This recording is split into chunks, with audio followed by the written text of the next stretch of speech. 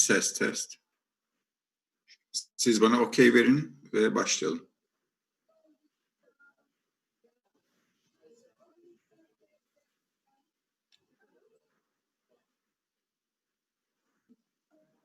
Okey zannedersem. Sesim kapalı ama görüntü var.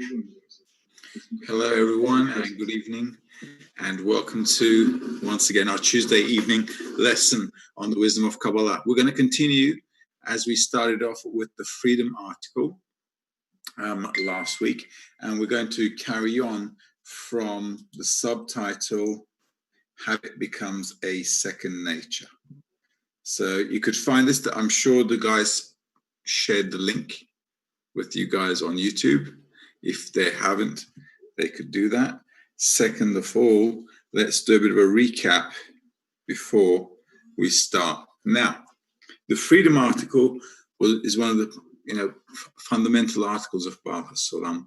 And in that first lesson that we did last week, in the beginning of the freedom article, Baal HaSolam explained to us human nature, that we're a desire to receive, and basically we strive to receive pleasure and we run away from pain. And that's our nature, and this is how we always calculate our moves in our mind.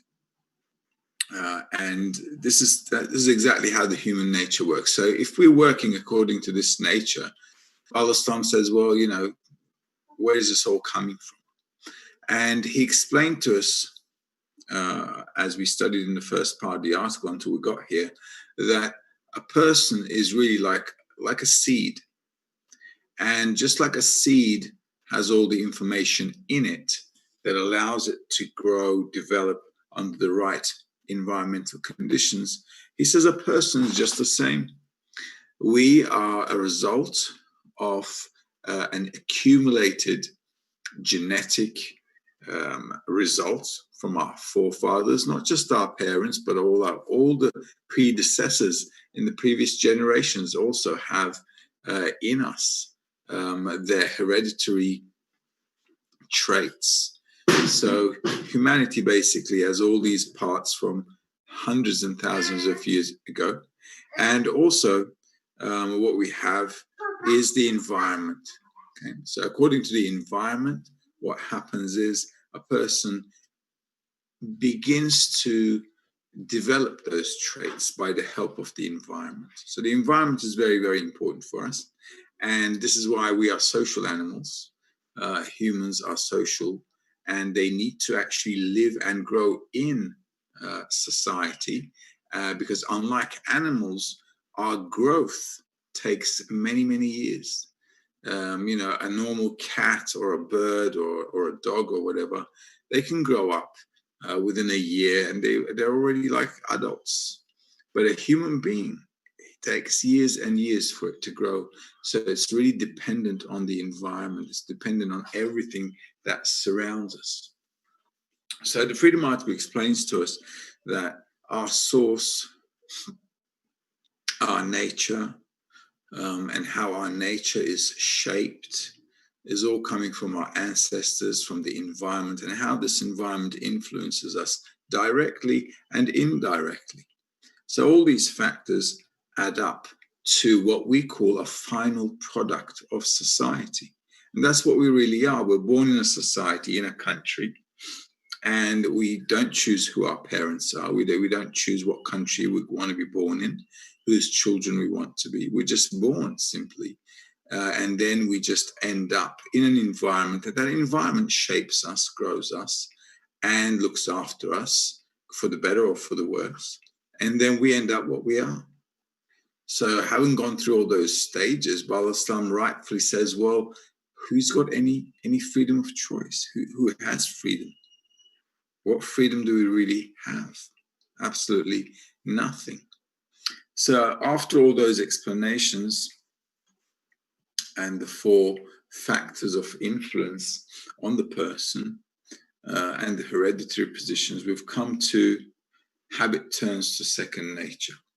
Up to here, we need to understand what our nature is, how our nature is influenced by the surrounding environment, and how we possess our hereditary traits or character or personality, whatever you like to call it. And now as we are going through growing up in a society, we become the product of that society. And therefore, we carry on our lives within the software of creation, which is a desire to receive pleasure, shortest and fastest possible way, and the influence of the environment that molds us. So let's see what he's describing afterwards as we start to study the freedom article again, where under the subtitle, we're continuing with habit turns to second nature. The third reason is a conduct of direct cause and effect, which affect the source and change it. So the source, as you remember from the previous lesson, is our essence. Because the inherited tendencies in man have become concepts due to the environment, they operate in the same directions that these concepts define. For example, a man of frugal nature, in whom the tendency of stinginess has been turned into a concept through the environment, perceives frugality through some reasonable definition. Let us assume that with this conduct, he protects himself from needing others. Thus, he has acquired a scale of frugality, and when that fear is absent, he can waive it. Thus, he has substantially changed for the better from the tendency he had inherited from his forefathers into a concept through the environment, perceives frugality through some reasonable definition. Let us assume that with this conduct, he protects himself from needing others. Thus, he has acquired a scale of frugality, and when that fear is absent, he can waive it. Thus, he has substantially changed for the better from the tendency he had inherited from his forefathers. And sometimes one manages to completely uproot a bad tendency. That is done by habit, which has the ability to become a second nature. In that strength of man is greater than that of a plant, for wheat cannot change only in its private part. For wheat can change only in its private part, whereas man has the ability to change through the cause and effect of the environment, even in the general parts. That is to completely invert a tendency and uproot it to its opposite. Okay, so this is this is a really important point, simply because it allows us now to understand how we can, by working on something, change our nature completely, which other levels of creation, like the vegetative he gives here as an example, cannot change. Let's read that again. Habit turns to second nature. Okay. Let's do that. The third reason is a conduct of direct cause and effect, which affects the source and change it. Because the inherited tendencies in man have become concepts due to the environment, they operate in the same directions that these concepts define. For example, a man of frugal nature, in whom the tendency of stinginess has been turned into a concept through the environment, perceives frugality through some reasonable definition. So in other words, whatever tendency I have in me, I can, through the environment, define it as something logical or acceptable. Let us assume that with this conduct, he protects himself from needing others. Thus, he has acquired a scale of frugality, and when that fear is absent, he can waive it. Thus, he has substantially changed for the better from the tendency he had inherited from his forefathers. So by actually making something acceptable with common sense, let's say, I can then actually remove it if those circumstances are no longer present. For example, here, if a person doesn't feel like he needs to worry for his future, then he can actually say, well, this is no longer a necessary trait, or I no longer need to behave in this way because it's just simply not necessary, it's redundant. So the environment can therefore influence a person to change his mind on how to behave on certain things. And sometimes one manages to completely uproot a bad tendency. This is done by habit, which has the ability to become a second nature. So if I constantly do something that initially is not in me, but I keep doing it, then habit can become a second nature. So that way I can turn a bad thing into something good. If I forcefully keep doing it, and then it becomes second nature. In that, the strength of man is greater than that of a plant, for wheat can change only in its private part, whereas man has the ability to change through the cause and effect of the environment, even in the general parts. That is, to completely invert a tendency and uproot it to its opposite. So this is obviously something very important, because it says basically a person can change if he wants to. He can use the environment and start changing. And as he keeps working on himself, this tendency that he's been trying to get rid of can change by the influence of the environment. And this new mode of behavior, because he's constantly repeating it, can now become his second nature. So this is actually a good example. And we can actually see this sometimes in the process of education. So if, for example, from childhood, we received a certain education, then what happens is, if at one time we stop doing that, we start feeling bad. For example, you get this in religious people, because from childhood they've been raised in a certain way, and if they don't do that religious deed or action, they feel bad, because it's just second nature. It wasn't in them when they were born with it, but because the society influenced them to keep doing it, and then what happens is that becomes a second nature. They just keep doing it. And then what happens afterwards is, if they don't do it, they feel bad. So what happens is that they initially didn't have this when they were born, but they were integrated into it. And now those repetitive actions made it their second nature. So this is actually how behavior can be adopted and actually maintained.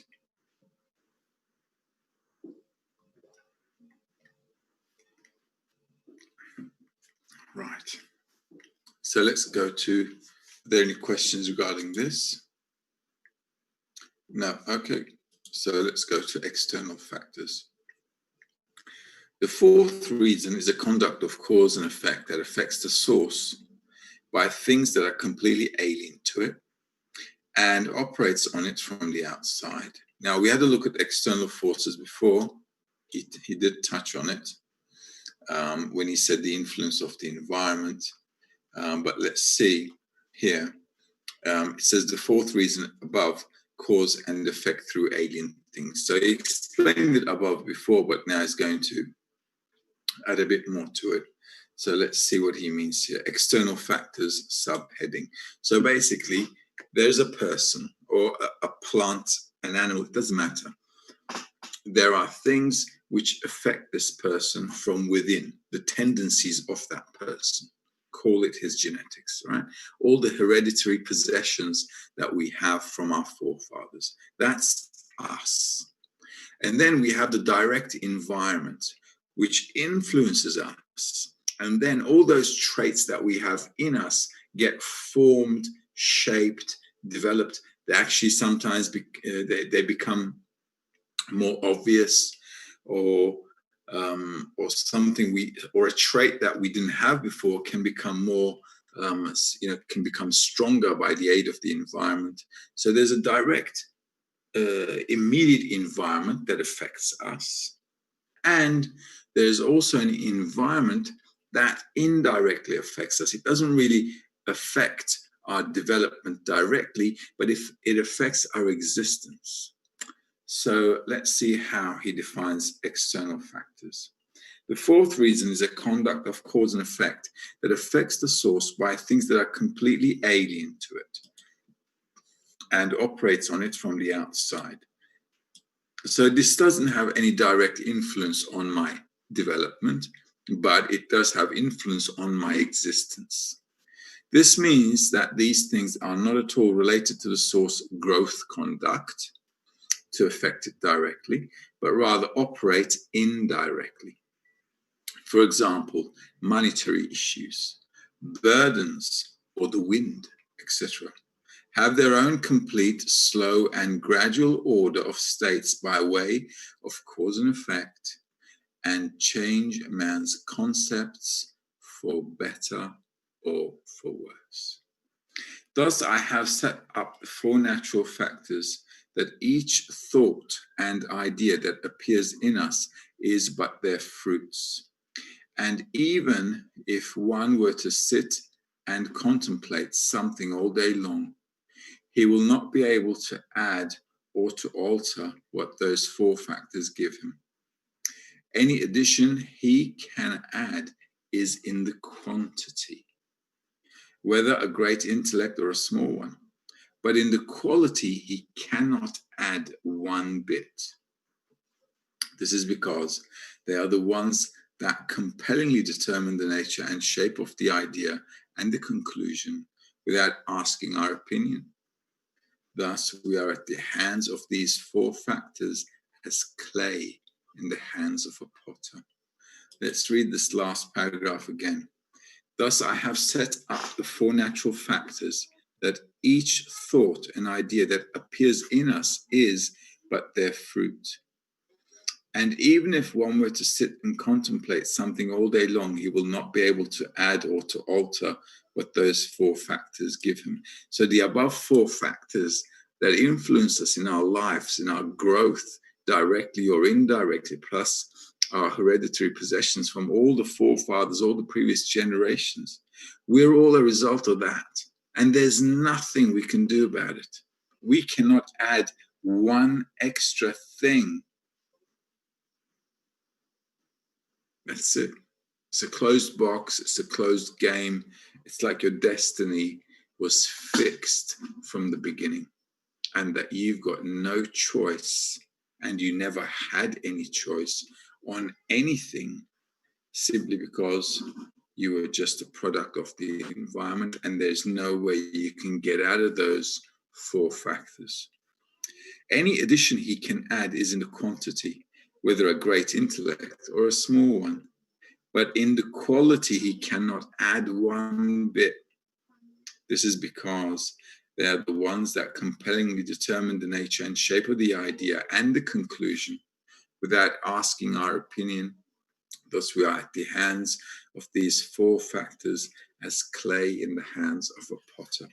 Accordingly, you can see that life has grabbed us by the collar. Well, like we're on a leash and we're not going anywhere. Our life is completely molded and shaped by these four factors, and there's nothing we can do about it. There we go. So we've got one question from Francesco. Does this article actually mean that no matter how much work I can do, if it's not written in destiny, it will not come? Pretty much. Pretty much. Because it says, I'll tell you why it sounds silly for us. However, on the one hand, it sounds silly.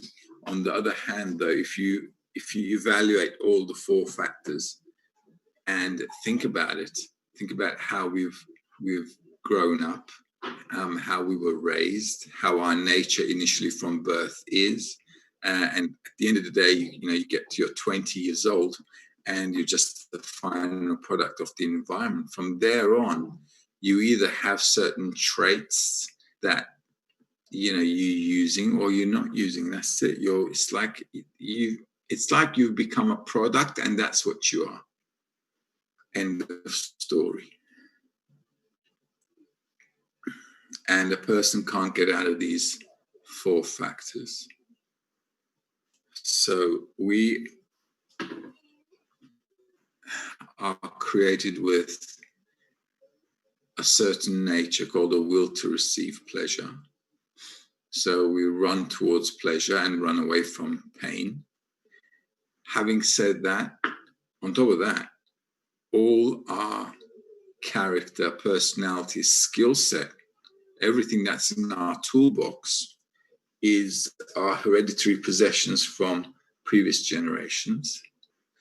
And on top of that, all those hereditary possessions are molded and developed in the environment which we were born in. So, which we were born in, we were sent to a certain school, we grew up in a certain place, whatever.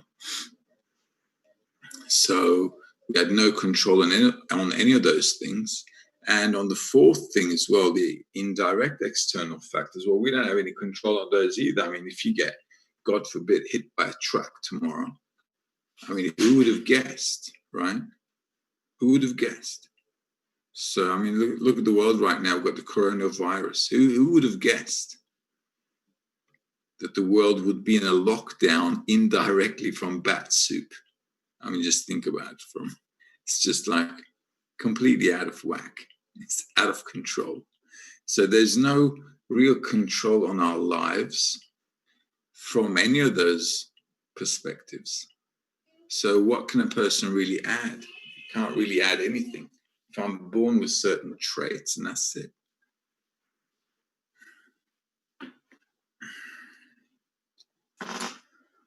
So pretty much our path looks like it's been paved. So what we can add here, he says, we can add in quantity. So I can use my traits, I can use the environment in order to expand my mind. So the quantity I can work on. So I can use the environment to broaden myself, to enlarge myself in terms of quantity. But at the end of the day, I'm still going to be stuck with the qualities that I have, and those things are not going to change. So about those things, there's nothing to talk about. The next subheading is called free choice. However, when we examine these four factors, we find that although our strength is not enough to face the first factor, the source, we still have the ability and the free choice to protect ourselves against the other three factors, by which the source changes in its individual parts, and sometimes in its general part as well, through habit, which endows it with a second nature. So he's saying our free choice therefore lies in how we use habit to change our nature. Let's read that again, because that's the most critical part. Because with everything else in life, we said, well, it doesn't look like we've got free choice.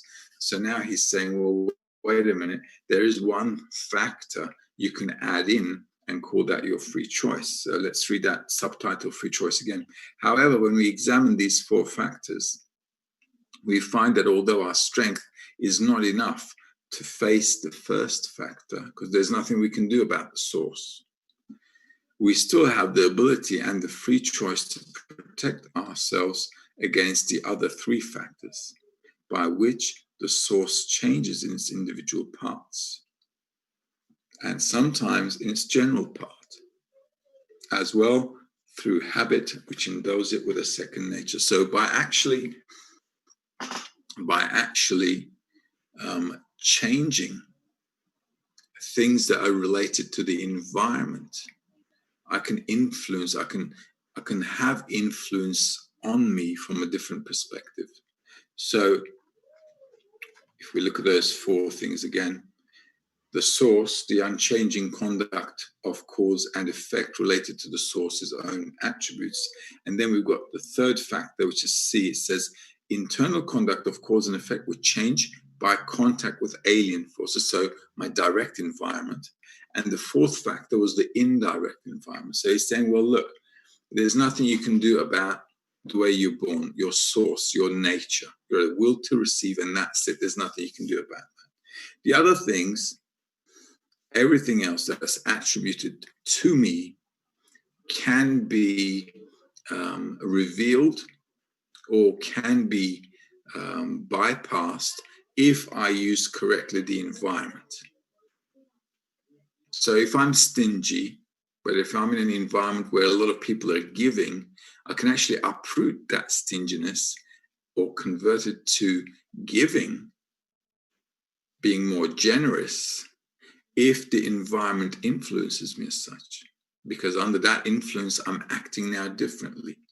So although I am a will to receive, and although my traits are hereditary possessions which I cannot change, I can use the other factors in order to influence the traits I have so that I can actually make a change. And that is what he's describing initially as free choice. It's a vague description. He could be a bit more precise, but this is also a translation. So let's see what other factors he's putting in here. The next subtitle is The Environment as a Factor. This protection means that we can always supplement in the matter of choosing our environment. Which are the friends, books, teachers, and so on. It is like a person who inherited a few stalks of wheat from his father. From his small amount, he can grow dozens of stalks through his choice of the environment or for his source, which is fertile soil with all the necessary minerals and raw materials that nourish the wheat abundantly.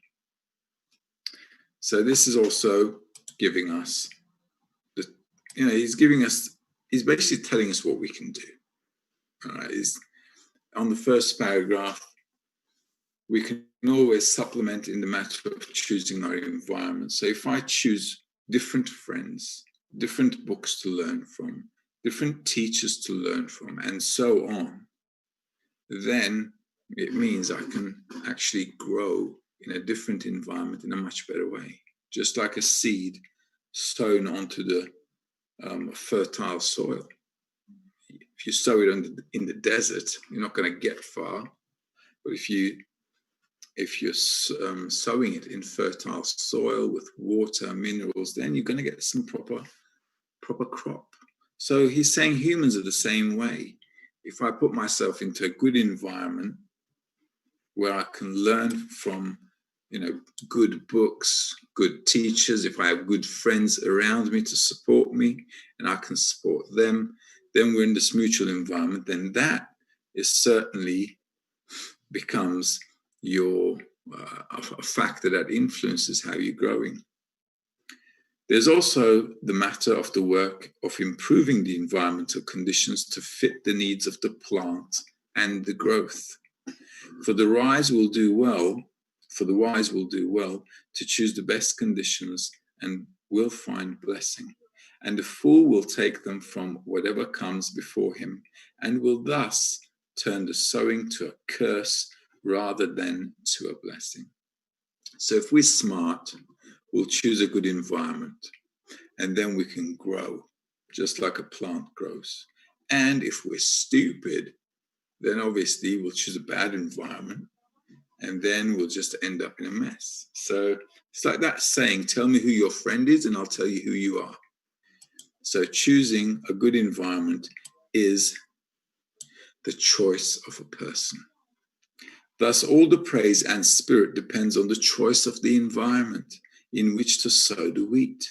But once it has been sown in the selected location, the wheat's absolute shape is determined according to the measure that the environment is capable of providing. So once you get into that environment,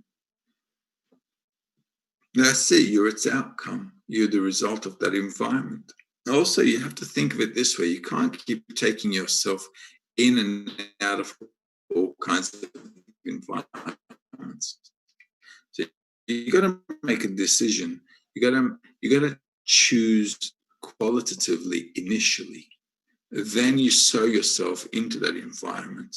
Then you see what kind of a crop that's going to come out. So all the praise really is to a person is on the environment that he chooses or she chooses for himself. So is the case with our topic, for it's true that the desire has no freedom. Rather, it's operated by the above four factors. and one is compelled to think and examine, as they suggest, denied of any strength to criticize or change as the wheat that has been sown in its environment. However, there is freedom for the will. Okay, so here's something important in this paragraph. However, there is freedom for the will to initially choose such an environment, such books and such guides that impart to him good concepts. If one does not do that, but is willing to enter any environment that appears to him and read any book that falls into his hands, he is bound to fall into a bad environment or waste his time on worthless books, which are abundant and easier to come by. In consequence, he will be forced into foul concepts that make him sin and condemn. He will certainly be punished, not because of his evil thoughts or deeds, in which he has no choice, but because he did not choose to be in a good environment, for in that there is definitely a choice. So our choice is choosing the right environment so we can grow there.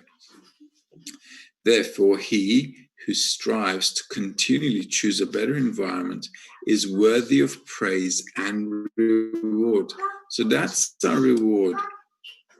Okay? So we must constantly, continuously strive to choose a better environment, which means even if I did choose the right environment, it means I constantly have to work on improving it. It's not just enough that I stick my head into a good environment and say, okay, guys, work on me and, make me good. That's not going to work out. When you enter the environment, you have to work within the environment to ensure that the environment is influencing you for the better all the time. So just being in an environment and sitting in it passively isn't really going to cut it. But here too, it's not because of his good thoughts and deeds, which come to him without his choice, but because of his effort to acquire a good environment, which brings him these good thoughts and deeds. It says, Rabbi Yeshua ben Perechaya said, make for yourself a Rav and buy for yourself a friend. So at the end of the day, as he summarizes it here, let's read that last paragraph again. He who strives to continually choose a better environment is worthy of praise and reward. But he too, it's not because of his good thoughts and deed, which come to him without his choice, but because of his efforts to acquire a good environment, which brings him these good thoughts and deeds. So my thoughts and actions are completely not related to me at all. So everything I'm thinking, wanting, doing, desiring, and everything what my life is really all about is because of the influence of the environment. Everything I think, everything I want, I do, and so on. So the only thing, Baal Slam is saying, a person is worthy to be praised of, is constantly choosing a good environment. And that's it. There's nothing else a person can do.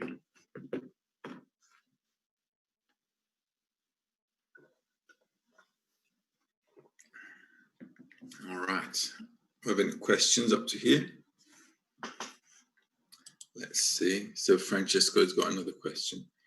In the 10 workshop, I'm still unable to discern my desires in others. Is it because there's a restriction in me or lack of connection within the environment?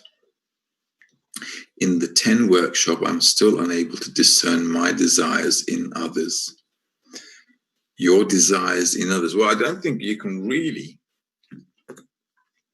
feel your desires in others. I'll tell you why. Because at the end of the day, we're a desire to receive. And I'm always feeling things in my own vessel. Even when we say we feel the other person, it's still according to how I feel that person is feeling. Because I can't really feel what's outside of me. I can only feel everything inside of me. So whatever I feel from the outside is still in my vessel of reception. So feeling myself in others or feeling the others, or feeling the creator, and so forth. It's all a perspective, still a discernment from within the vessel itself. So, if I got your question right, the ability to feel others is the ability, it's still from my own vessel, but when I'm above my egoism. So I can feel other people if I'm above my egoism, but that feeling is still in my own vessel, if you know what I mean. A person can't get out of his own vessel. I can't get out of my own perception.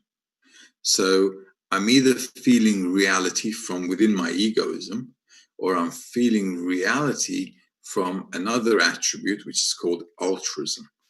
So it's either one or the other. But at the end of the day, I'm still feeling everything from within my own vessel. If I managed to explain that correctly. Okay. So so the sensation of feeling the other person is still going to be within my own vessel, but we call it feeling the other's desire simply because from the altruistic point of view, that's how you feel the others. You feel like you feel what their desire is, but it's still you who's feeling it. If I explained it correctly for you. All right, so let's read a little bit more. The necessity to choose a good environment. That's the new subheading. Okay. Now you can understand the words of Rabbi Yossi ben Kisma, who replied to a person who offered him to live in his town, and he would give him thousands of gold coins for it. So this is what Rabbi Yossi said. Even if you give me all the gold and silver and jewels in the world, I will live only in a place of Torah. These words seem too sublime for our simple mind to grasp. For how could he relinquish thousands of gold coins for such a small thing as living in a place where there are no disciples of Torah, while he himself was a great sage who needed to learn from no one? Indeed, it's a mystery.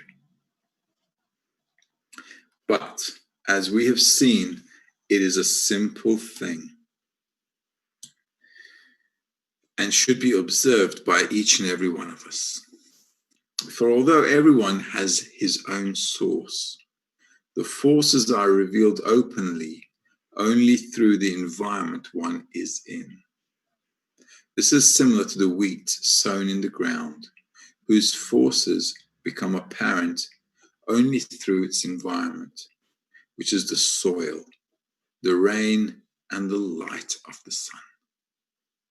Thus, Rabbi Yossi ben Kisma correctly assumed that if he were to leave the good environment he had chosen and fall into a harmful environment in a city where there is no Torah, not only would his former concepts be compromised, but all the other forces hidden in his source, which he had not yet revealed in action, would remain concealed.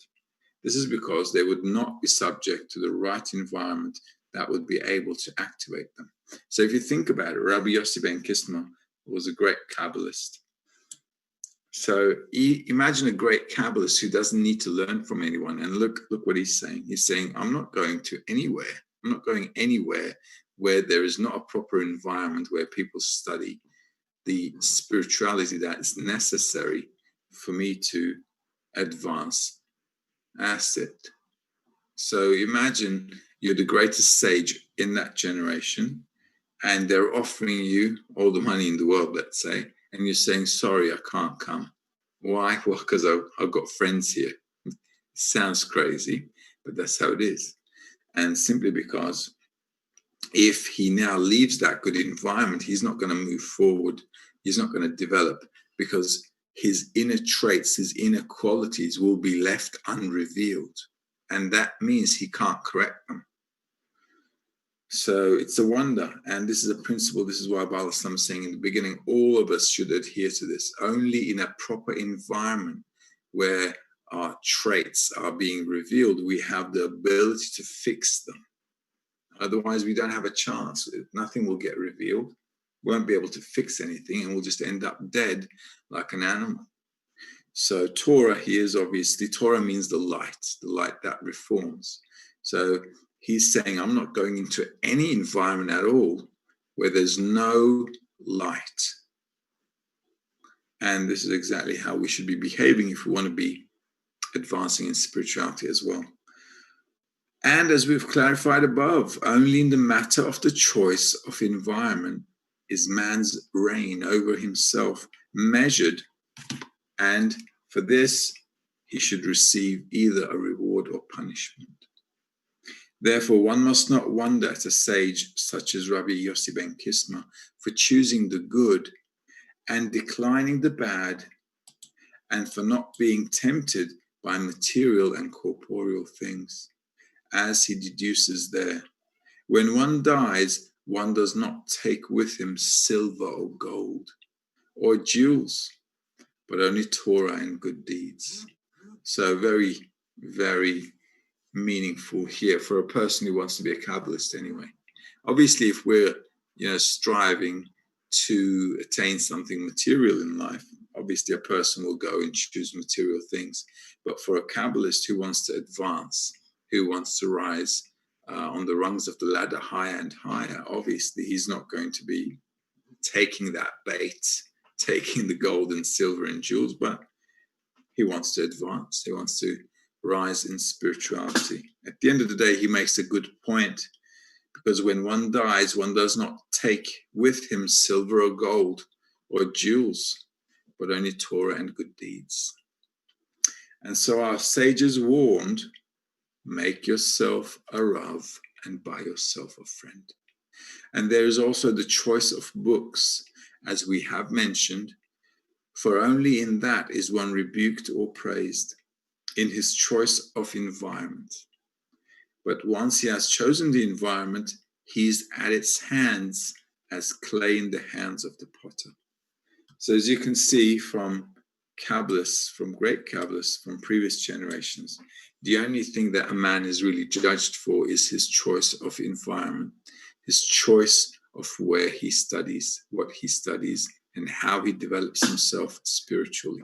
Other than that, there's nothing he can do. Other than that, not even, as you can see with the Rabbi Yossi ben Kisma example here, a great sage, a great Kabbalist, even he needs an environment. And he's already, God knows in what spiritual degree, but even he admits, he says, listen, I'm not going anywhere. Because even if you're a great Kabbalist, you still need that good environment, because the laws of nature do not change. End of story. Okay, so let's see. Francesco's got another question for us. Let's see what that is. The forces are revealed openly and through the environment one is in, meaning that if I live in a ghetto, I could never advance financially. You're a product of your environment. But the environment nowadays is not just the ghettos. So it's also the internet. So everything really depends on the environment. But the environment, like I said, it's not just corporeal. Mostly our environment is now all virtual. So the virtual environment that I'm in right now is also influencing my thoughts, my desires, everything. But only Torah and good deeds. If it were only like this in today's environment, we would die of famine. Who would take care of the family? Well, it doesn't mean we're not working. All of us, we all work like regular people. A Kabbalist always had a job. Kabbalists had jobs. There were shoemakers, farmers, fishers, woodmen,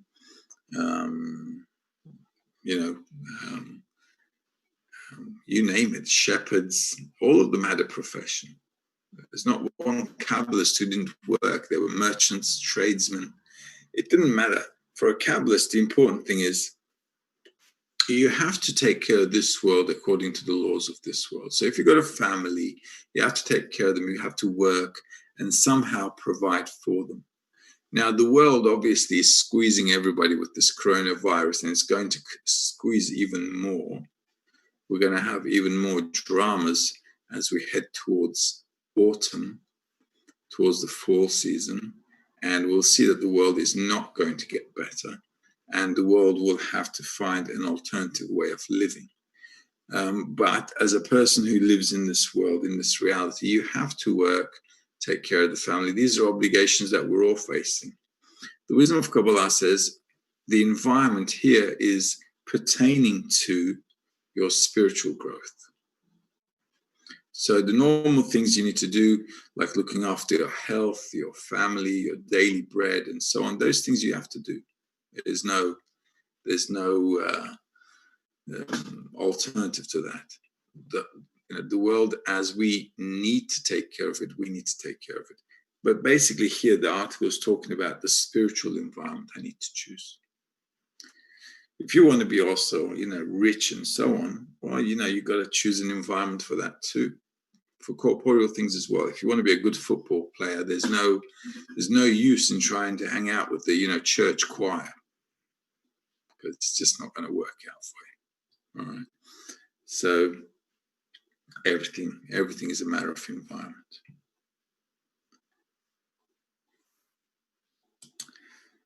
The mind's control over the body. Here we go. Now this is the next subtitle.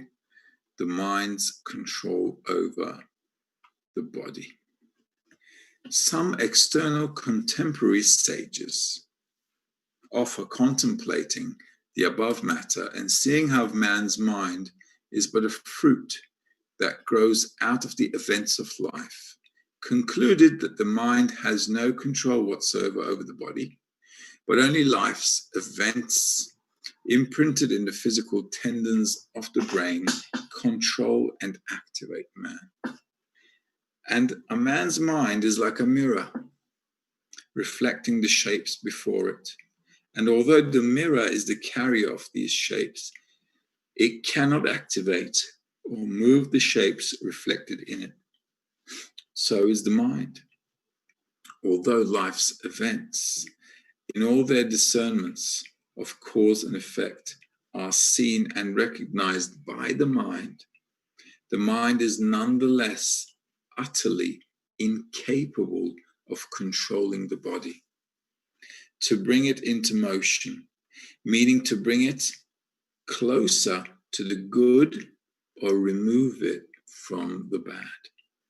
This is because the spiritual and the physical are completely remote from one another, and there is no intermediary tool between them to enable the spiritual mind to activate and operate the corporeal body, as has been discussed at length.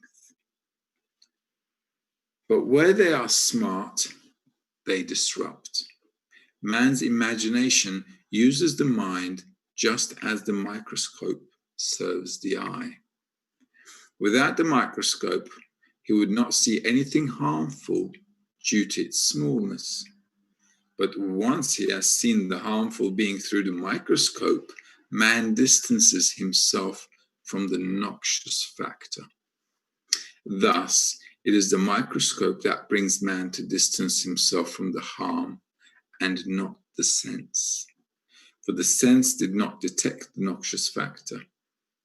And to that extent, the mind fully controls man's body to avert it from bad and bring it near the good. Thus, in all the places where the attribute of the body fails to recognize the beneficial or the detrimental, it needs only the mind's wit. Furthermore, since man knows his mind, which is a true conclusion from life's experiences, he can therefore receive knowledge and understanding from a trusted person and take it as law, although his life's events have not yet revealed these concepts to him. It's like a person who asks the advice of a doctor and obeys him, even though he understands nothing with his own mind. Thus one uses the mind of others no less than one uses one's own. This is an important factor, because sometimes when it comes to wisdom, we think that we know best. So Baal Islam says, well, how could that possibly be? You go to a doctor, he gives you some pill, and you take it without question. How does that work out? Or you go to a consultant, you want to consult something about your business because you don't have a clue about it. So you pay him your consultant fee and he gives you what you should do. And you take it. So he says, so when it comes to wisdom, obviously you need to trust someone. Because there are things you don't know, you can't grasp, you don't understand. Just like kids, they have to trust their parents. And they do what their parents tell them, generally. And here is the same thing. So in real life as well, we're always using other people's talents, thoughts, minds, experiences, because we haven't lived it. So why go through the painful process of learning through bad experiences when I can actually use somebody else's experience and avoid the suffering? As we've clarified above, there are two ways for providence to make certain that man achieves the good final goal. One is the path of pain, and two, the path of Torah, the path of light. All the clarity in the path of light stems from that. For these clear conceptions that were revealed and recognized after a long chain of events in the lives of the prophets and the men of God, there comes a man who fully utilizes them and benefits from them, as though these concepts were events of his own life. Thus you see that one is exempted from all the ordeals one must experience before he can develop that clear mind by himself. Thus one saves both time and pain. So by using actually the wisdom of the Kabbalists, by using their knowledge, their experience, I'm actually saving myself years and years, possibly reincarnations worth of ordeal. And I'm just taking the shortcut. It can be compared to a sick man who does not wish to obey the doctor's orders before he understands by himself how that advice would cure him, and therefore begins to study medicine. He could die of his illness before he learns medicine. So is the path of pain versus the path of Torah. Here, Torah, you can also say, is the wisdom of Kabbalah. One who does not believe the concepts of the Torah and prophecy advise him to accept without self-advice. Let me read that again. One who does not believe the concepts that the Torah and prophecy advise him to accept without self-understanding must come to these conceptions by himself by following the chain of cause and effect from life's events. These are experiences that greatly rush and can develop the sense of recognition of evil in them, as we've seen, without one's choice. But because of one's efforts to acquire a good environment, which leads to these thoughts and actions. So in short, there are two ways we can develop: by voluntarily working and taking the advice of wise people, or by learning through life's bitter experiences. So these bitter experiences is called the path of pain, the path of suffering, and the second is called the path of wisdom. So we understand, we learn from Kabbalists the meaning of life and how to attain it, and we build ourselves a proper environment where we can work in that environment to constantly increase the influence of the environment on us, so we can constantly develop more and more quickly as well. Because as you can also see, as life moves forward, the suffering, the uncertainties of life can be very stressful, which is also what we're seeing with this coronavirus. There's a huge amount of stress in people because they're losing jobs. They don't know what to do. Their jobs are gone. You know, tomorrow is very uncertain. And all this uncertainty causes a lot of anxiety, stress. So there's going to be quite a lot of problem psychologically, a lot of problems individually, in families, in societies as well, simply because there's a lot of uncertainty in society as to how the world's going to end up. According to a Harvard University study, 50% of the occupations that currently exist will be wiped out. Can you imagine that? 50% of the occupations, like imagine what those could all be, all those occupations that are, all those professions in life, 50% of them are going to disappear. So the world is not looking great, and this is called the path of suffering. This is how the world is moving forward, through path of suffering. But what we must do as the students of the wisdom of Kabbalah, we must speed up our development by constantly building a better environment and choosing that environment to make sure that we grow steadily and fast and quickly get to the purpose and the purpose of life. And the sooner we get there, other people will also have it easier on them, because we're all living in an integrated system. So the more people develop and move forward into that fast pace of development, then humanity actually suffers less. Why? Because human consciousness is also a collective thing. So the more people become conscious and they develop voluntarily faster and faster and faster, they eventually also bring the others, they pull the others and also raise them as well. So the whole of humanity is one bundle in one basket. So we're all moving up together.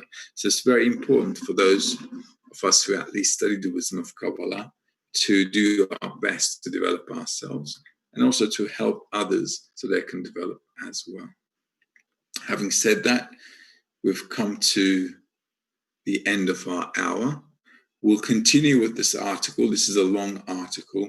So the subheading that we have is "The general shape of the progenitor is never lost." So that's the subheading that we will start with next week. Okay? All right, great. Until then, all the best, and hopefully see you guys next Tuesday. Bye now.